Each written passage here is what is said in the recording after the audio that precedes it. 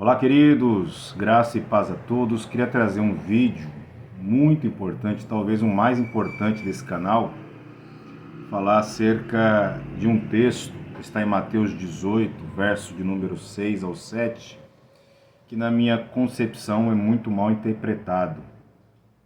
Que diz: mas qualquer que escandalizar um destes pequeninos que crê em mim, melhor que lhe fora se pendurasse ao pescoço um mó de azênia e se submergisse na profundeza do mar. Ai do mundo por causa dos escândalos, porque é inevitável, aqui inevitável é a versão NVI, inevitável que venha escândalos, mas ai daquele homem por quem o escândalo vem. Por que eu quis ler esse texto? Porque muitas pessoas pregam esse texto dizendo que se você confrontar, denunciar um escândalo, muitos pregam usando esse versículo que você é quem está escandalizando. E por fim, escandalizando a obra de Deus, ou seja, você é o culpado. Porque você, ao não se conformar, Romanos 12, 2, você escandalizou. Isso está totalmente equivocado. Esses últimos dias aí eu vi na mídia escândalos com obreiros, pessoas de patente alta dentro da igreja, escândalos de cunho sexual, até de pedofilia, né, dentro da igreja. E muitos colocando panos quentes para não escandalizar a obra de Deus. Isso é totalmente contrário, porque se você ler Mateus 18, 6 ou 7, do 6 ao 7, você vai ver, porque é inevitável que venham os escândalos, mas ai daquele, não daqueles, plural, ai daquele, singular, daquele indivíduo, ai daquele homem, de novo, singular e não plural, daquele homem, por quem vem o escândalo. Então, quem está escandalizando sou eu que denuncio, sou eu que combato ou aquele que pratica? É só ler o texto e interpretar da forma correta. Tá tudo bem, mas a pessoa fala assim, mas você, ao dizer isso, ao combater, você está errado. Não combater e expor, eu estou errado. Mas colocar panos quentes, eu estou certo? A igreja não deve encobrir, a igreja deve expor e tratar. Porque somos exemplo. E deixar bem claro, escândalos não só tem na igreja evangélica. Na igreja católica, e principalmente de cunho sexual e pedofilia, teve muitos. Nas igrejas, ou melhor dizendo, nas religiões de matriz africana, também teve muitos. Espiritismo, o caso do João de Deus, e muitos por aí. Canalha tem todos os lugares. Não precisa nem ser crente para ser um canalha.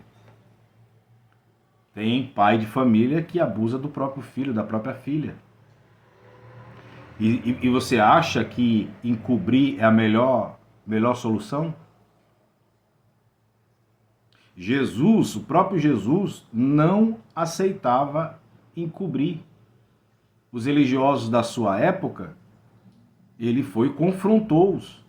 Em João 2,15, Jesus faz um chicote, um azorrague, e entra no templo e expulsa os cambistas.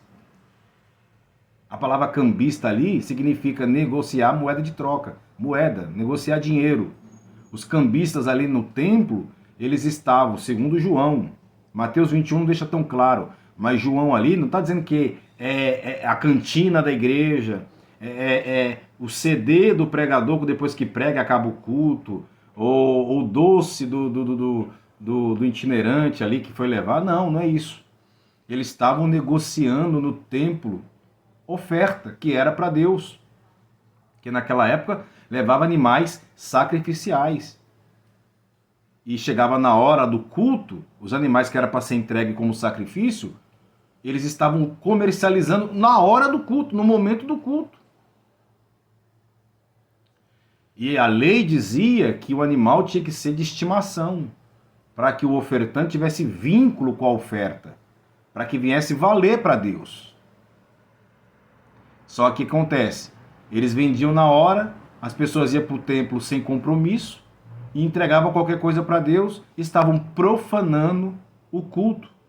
E Jesus expõe, Jesus não encoberta, ele expõe, expulsa eles dali do templo.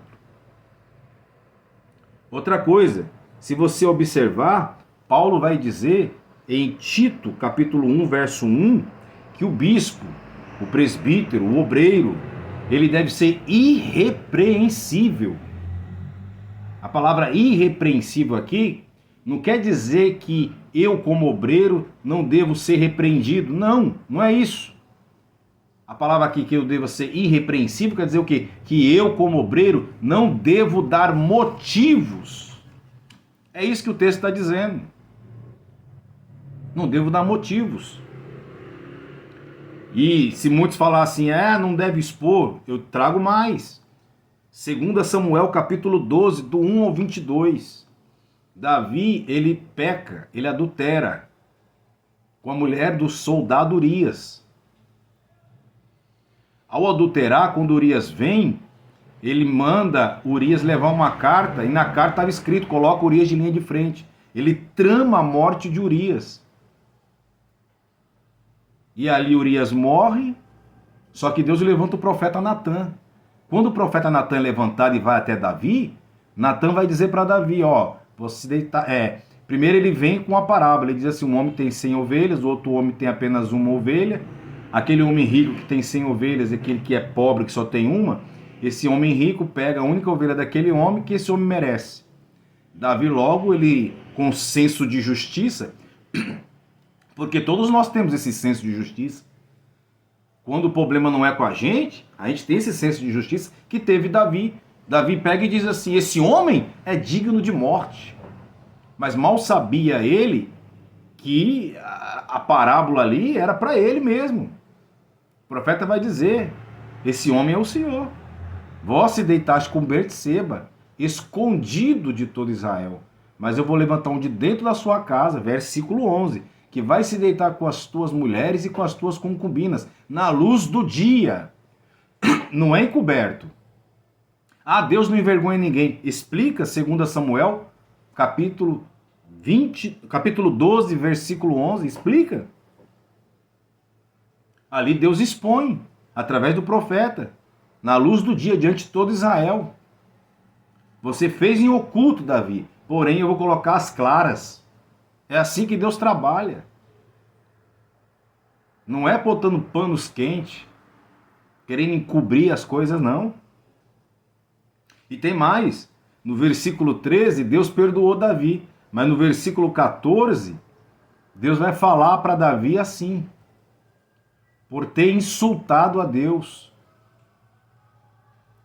Ou seja, o seu adultério e o assassinato que você cometeu, que para Deus aqui, Deus fala no texto, que você matou Urias com a espada dos soldados inimigos.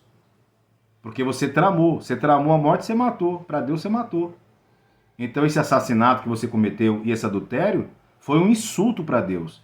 Versículo 14, por consequência, o seu filho, o filho da prostituição, morrerá.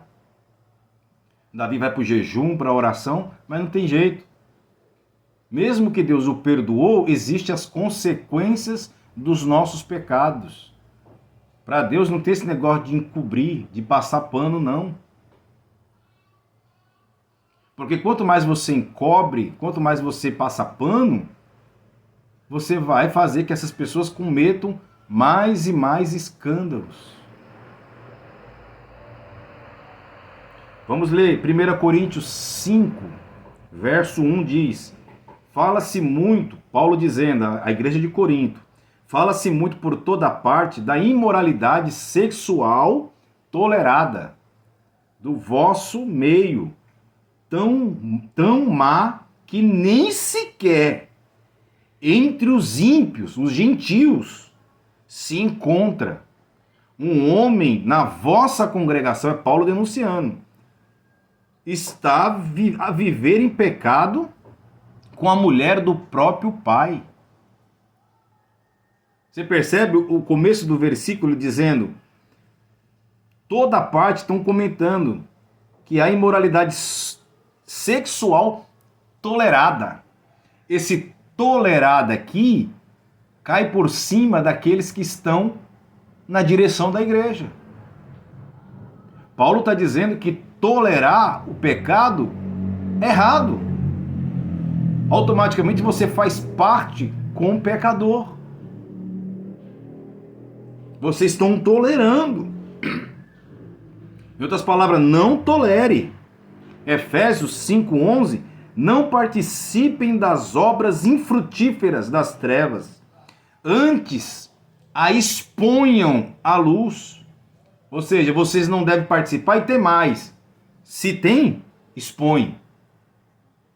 Expõe à luz, não encobre, não ponha panos quentes.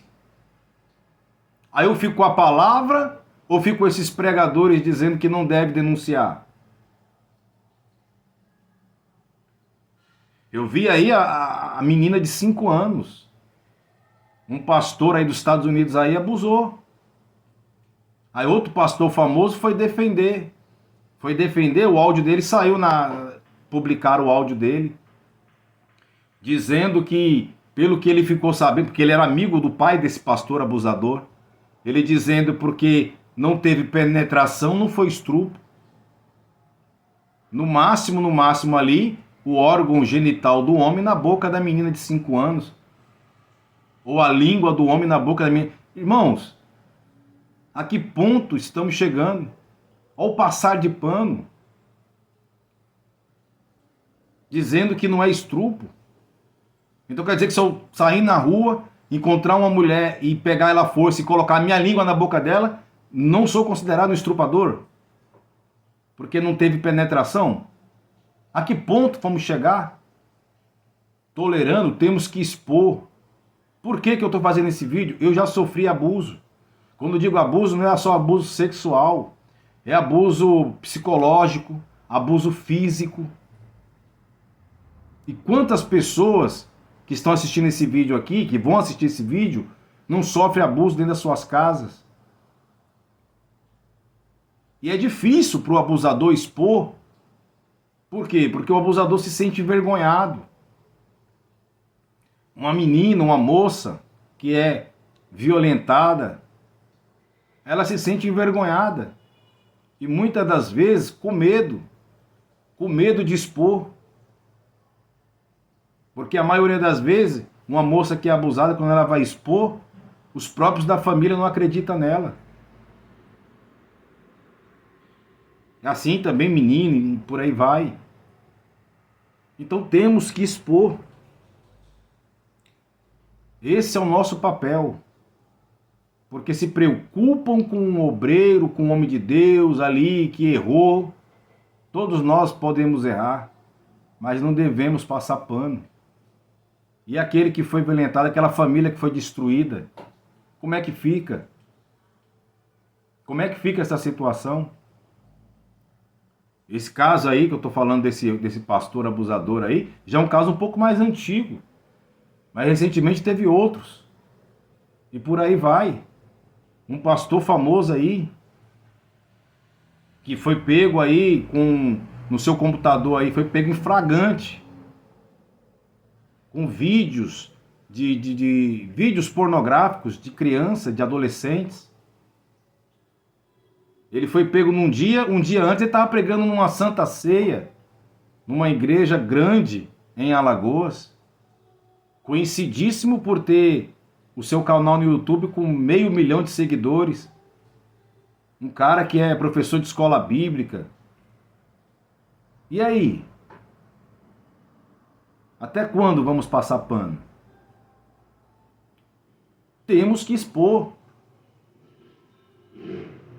Veja mais. Leia também Hebreus 10, 26 ao 27. Leia também 1 João 3, do 7 ao 9. Efésios 4, do 22 ao 24. E para concluir, se um obreiro é pego nesses escândalos terríveis, como é que deve fazer?